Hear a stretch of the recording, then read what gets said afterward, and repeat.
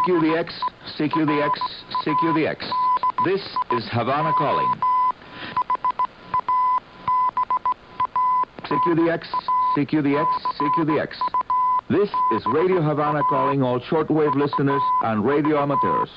Welcome to...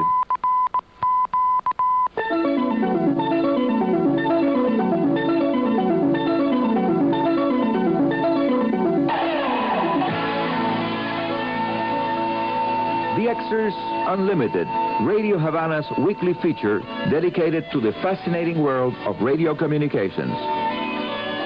Hi, amigos radio aficionados all around the world and in space. Welcome to the weekend edition of DXers Unlimited, on the air when solar activity continues to be at low to very low levels for many days in a row.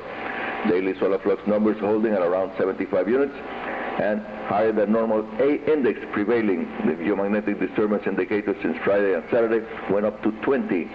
Here in La Habana, the capital city of Cuba, and the rest of western Cuba this past week, we were enjoying very nice wintertime weather, and meteorologists are warning us about more incoming cold fronts that may produce some more very interesting tropospheric propagation ducting conditions.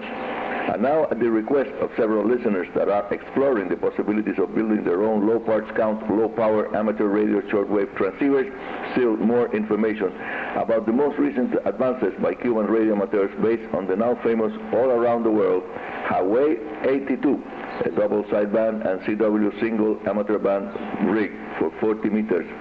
40 meters was selected because it's a very good all-around band for a first radio. Among the most recent upgrades included successfully are the use of carefully designed triple-tuned bandpass input filter and radio frequency amplifier attenuator located at the input of the receiver between the antenna and the mixer. Makes reception a lot better, especially at night. Receiver incremental tuning was also added easily to the basic Huawei design of the VFO, and the CW keying was improved by using a PNP series transistor with wave shaping to key the rig with a nicer wave shape. Playing with the value of the capacitor, the waveform of the keying is much nicer to the ears. It sounds really good.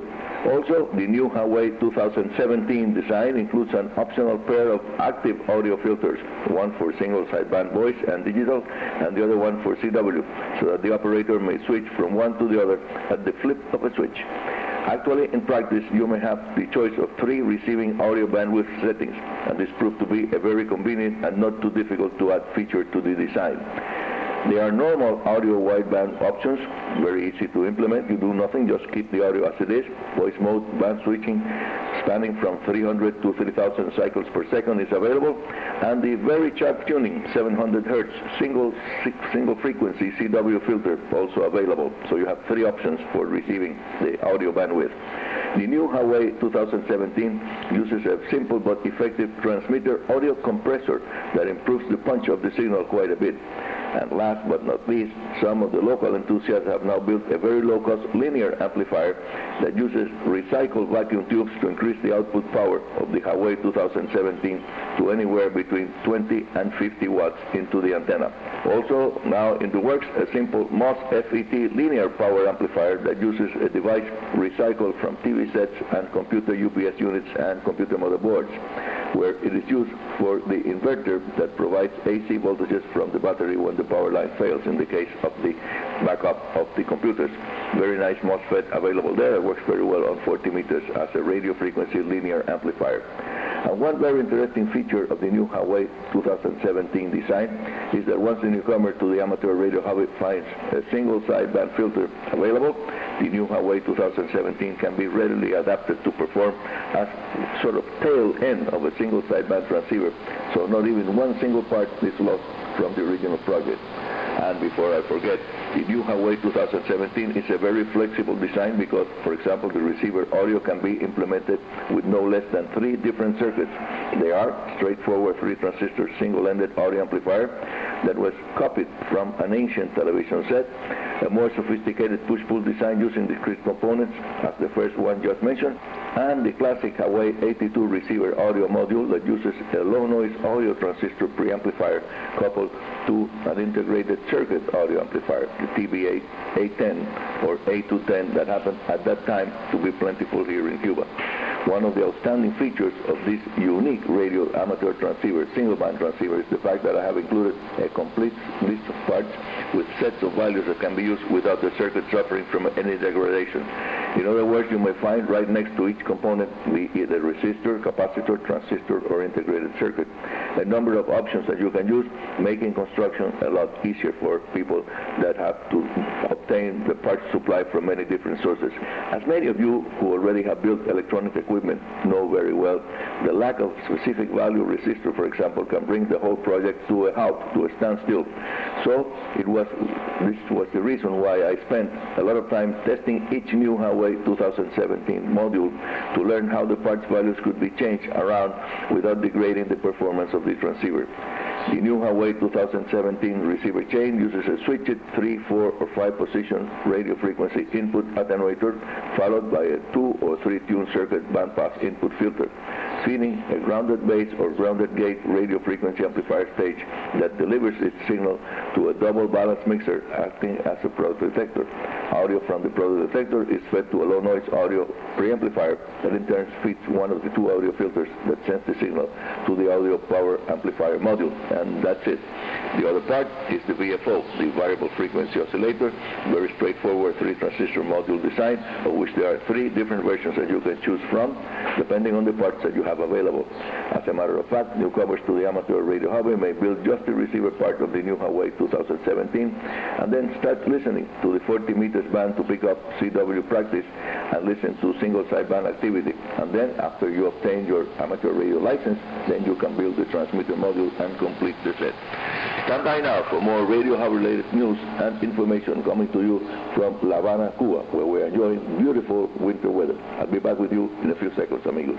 I'm Arnie Coro in La Havana.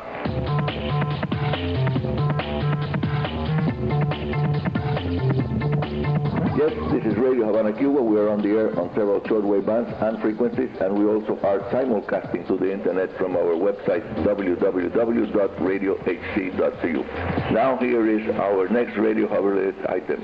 Every time a tropical storm aims at us, Cuban radio amateurs review all the work needed to cope with the emergency. One thing that we have confirmed over and over again is how useful the near vertical incident skywave, or NVIS, propagation mode on the 40 meters band during the local daytime hours for all around the Cuban archipelago communications. When the 2 meters band repeaters fail due to the bad weather in the mountains where they are installed, a low power 8 to 10 watts single sideband rig connected to a simple antenna and obtaining its power from an automobile battery provides the weather data in a most reliable way. Cuba has some 70 ground weather stations and 7 upgraded long-range C-band radar sites where radio amateurs go in order to cooperate in case the regular telecommunications channels fail due to the bad weather. And now, amigos, just before DXers Unlimited comes to an end, here's some information I would like to pass along regarding the excellent public service provided by radio amateur operators all around the world who have participated in the Hurricane Watch Net that operates very effectively during last year's tropical hurricane season during the local daylight hours on the 20 meters band frequency of 14,325 kilohertz. Again, the frequency on 20 meters of the Hurricane Watch Net, whenever it's activated, 14,325 kilohertz. And if required, the nighttime frequency must use is 7,268 kilohertz. Again, nighttime frequency for the Hurricane Watch Net, 7,268 kilohertz. In case a tropical storm or hurricane is in progress, it is important to keep those frequencies clear so that the traffic can flow as required. And now a short propagation update and forecast. Solar activity at low levels, solar flux moving between 70 and 75 units, and the A index has moved up since Friday.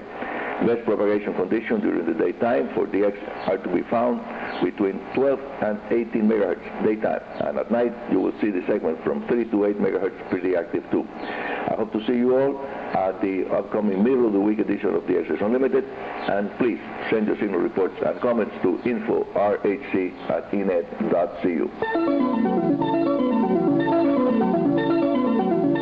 And that's all for today. This is Arnie Coro, Radio Amateur CO2KK, your host here at Radio Havana's DXers Unlimited, saying 73 and very good DX.